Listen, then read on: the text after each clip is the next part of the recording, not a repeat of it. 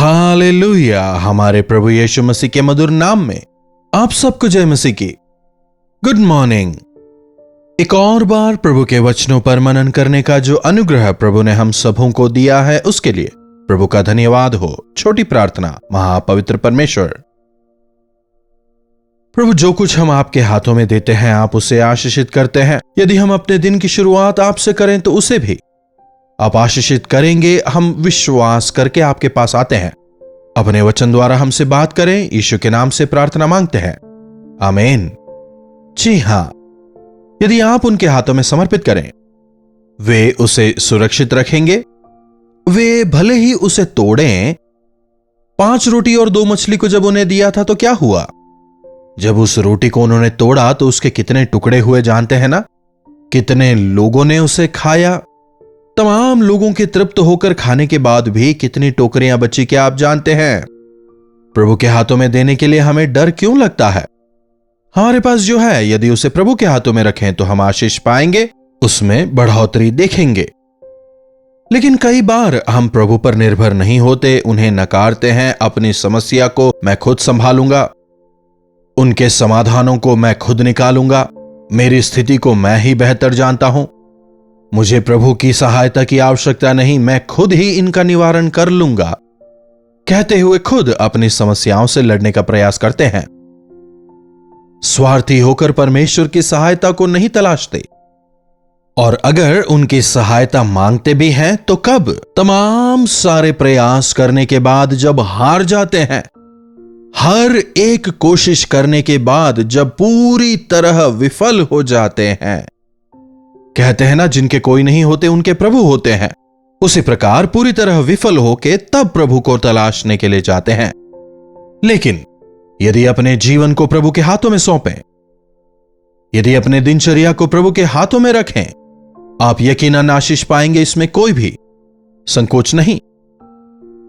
यदि प्रभु हमारे साथ रहेंगे तब हम आशीष पाएंगे। बिना परमेश्वर का किया गया कोई भी काम सफल नहीं होगा। भले ही लगे कि सफल हो रहा है, लेकिन वो ठहरेगा नहीं, स्थिर नहीं रहेगा। दुष्टों को विजय थोड़े समय ही मिलती है, वचन कहता है। इंसान के जो कार्य हैं उनकी एक सीमा है, परमेश्वर के कार्य अनंत हैं। यदि परमेश्वर आशीष दें तो वो निरंतरता के लिए है। तेरी पीढ़ी पीढ़ी तक मैं तुझे आशीष दूंगा, वचन कहता है। प्रभु यीशु मसीह ने इस संसार में आकर ना केवल स्वर्गीय पिता से हमारा परिचय करवाया, बल्कि परमेश्वर के गुणों को, उन त्रिएक परमेश्वर के एक भाग स्वयं परमेश्वर यीशु मसीह शरीरधारी होकर हमारे बीच निवास करते हैं। कैसे जीना है वे हमें सिखाते हैं। प्रभु यीशु स्वयं परमेश्वर हैं, वे सभी के प्रभु हैं, उनसे सब कुछ संभव है। केवल अपनी बोली द्वारा नहीं, लेकिन इस संसार में आकर उन्होंने अपने जीवन से साबित किया, एक आदर्श बनकर दिखाया। घंटों घंटों वे सिखाया करते थे। उस शिक्षा का सारांश यदि पूछें, इस संसार में किस प्रकार से हमें पैसे कमाना है, किस प्रकार से हमें सफल होना है, किस प्रकार नाम कमाना है, प्रशंसा कमानी है, कैसे इस संसार में सेटल होना है, किस प्रकार से बढ़ते चले जाना है, केवल यह नहीं था। काफी ध्यान से सुन रहे हैं, कहीं इसीलिए तो प्रभु पर विश्वास नहीं किया। केवल इस संसार की आशीषों को पाने के लिए हमने प्रभु पर अगर विश्वास किया है तो हम सांसारिक लोगों से भी कहीं अधिक दुर्भाग्यशाली हैं, पौलुस कहता है। यीशु मसीह हमें स्वर्ग के राज्य के विषय सिखाते हैं। स्वर्ग के राज्य में हमें कैसे बड़ा होना है सिखाते हैं। दरअसल स्वर्ग कैसे पहुंचना है सिखाते हैं। स्वर्ग जाने के लिए हमें क्या करना होगा। स्वर्ग के राज्य में अगर बड़ा होना है तो हमें क्या करना होगा। स्वर्ग जाना हर कोई चाहता है ना, मोक्ष है, सब कोई विश्वास करते हैं। इसीलिए ही तो ना धार्मिक अनुष्ठानों का पालन करते हैं। तो कैसे हम परमेश्वर के राज्य में प्रवेश करने पाएंगे? बाइबल बताता है, हमारा यह जो शरीर है लहू और मांस होकर स्वर्ग नहीं जाएगा। स्वर्ग में ब्लड एंड फ्लैश नहीं होगा, इसीलिए वहां भूख नहीं होगी, मृत्यु नहीं होंगे, आंसू नहीं होंगे, दुख नहीं होंगे। वो महिमित राज्य है। मिट्टी का शरीर मिट्टी में मिल जाएगा और आत्मा उसके भेजने वाले परमेश्वर के पास जाएगा। हम में आत्मा है, वो आत्मा अमर है। हमारा शरीर मिट्टी ही है, मिट्टी ही से यह बना है। यह मिट्टी से बनाया हुआ घर नाश होता जा रहा है। एक दिन जब आत्मा इस मिट्टी के शरीर से बाहर निकल जाएगी, तब शरीर खत्म हो जाएगा, हम मर जाएंगे। लेकिन आत्मा उसके भेजने वाले परमेश्वर के पास जाएगी।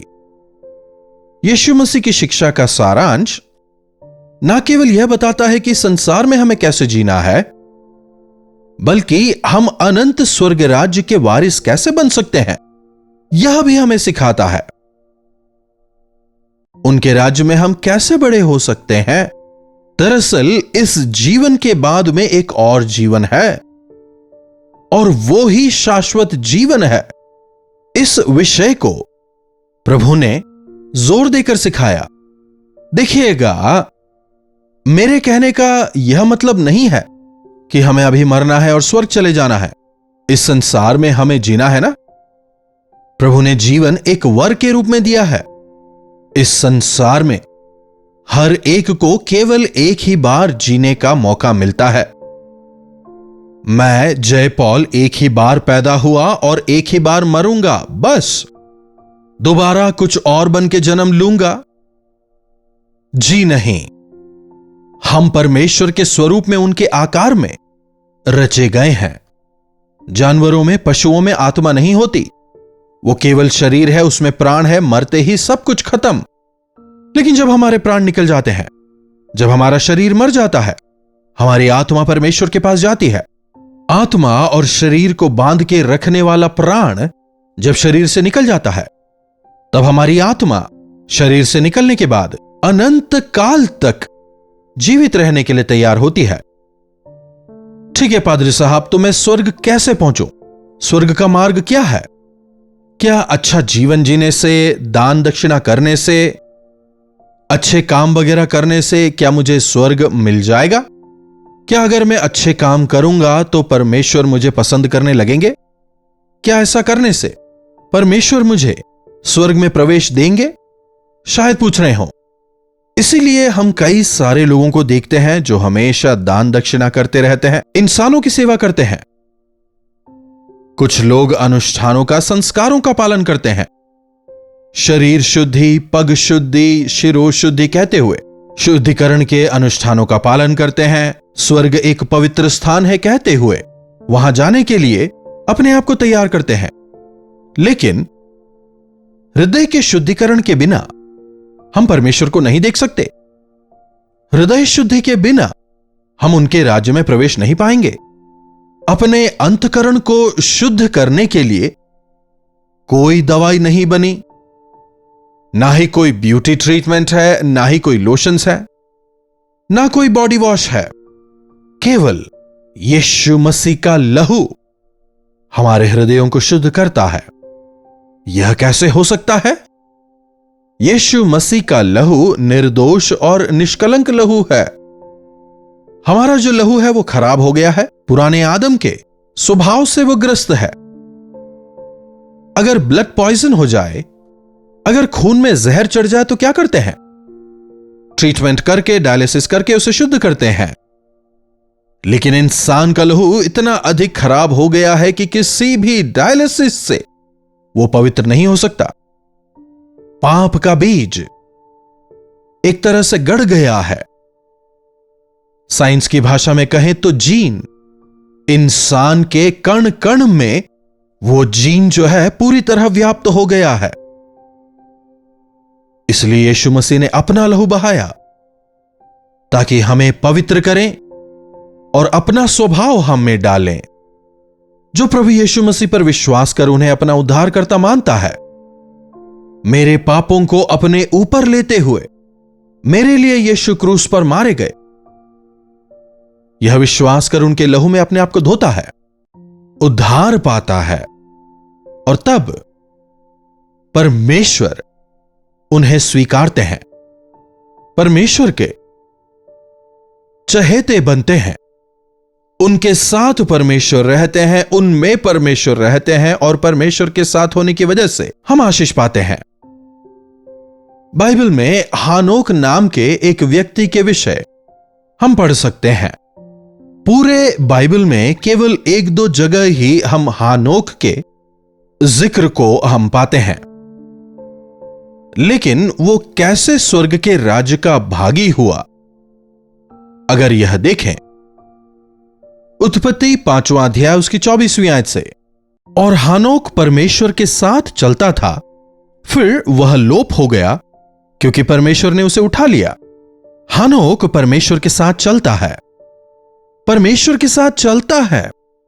क्या 2 लोग सहमत हुए बिना एक साथ चल सकते हैं?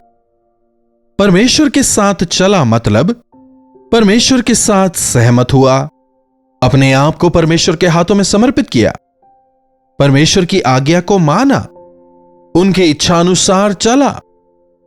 एक और जगह पर हम हानोक के जिक्र को पाते हैं, इब्रानियों की पत्री 11वें अध्याय की 5वीं आयत।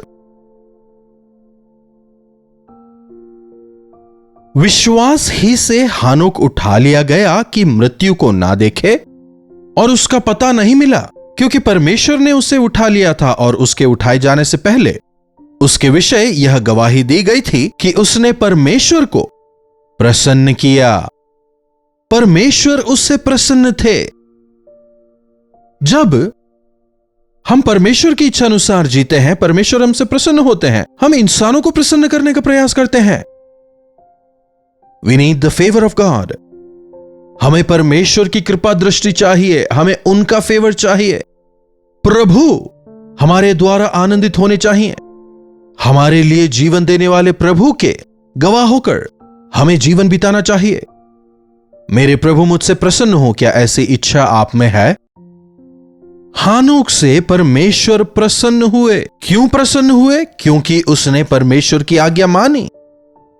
जब हम परमेश्वर की आज्ञा मानकर चलते हैं, परमेश्वर हमसे प्रसन्न होते हैं। वे होम बलि और मेल बलि से प्रसन्न नहीं होते। उन्हें आपकी दान दक्षिणा नहीं चाहिए। समझ रहे हैं? जब हम उनकी बात मानकर जीते हैं, वे हमें आनंदित होते हैं, हमारे साथ रहते हैं। मेरी आज्ञा मानने वालों के साथ मैं रहूंगा। वे हमसे क्या कहते हैं? तुम मेरे साथ में रहो, मेरे मार्गों में चलो, मेरी आज्ञा मानकर चलो, मेरी मर्जी ना कहें। संसार के लोभ को, आकर्षण को स्थान ना दें। शैतान की बातों के सामने अपने आप को ना झुकाएं। यस, परमेश्वर की इच्छा करने वाले निरंतर स्थिर रहेंगे। मेरे लिए प्राण देने वाले प्रभु को मुझे प्रसन्न करना है। उनकी इच्छा अनुसार मुझे अपने आप को बदलना है, अपने आप को ढालना है। प्रभु यीशु मसीह ने मुझे अपना लहू देकर खरीदा है। मेरे लिए उनके पास बेहतरीन उद्देश्य है, सर्वोत्तम उद्देश्य है। इस बात पर दृढ़ता से यकीन करें।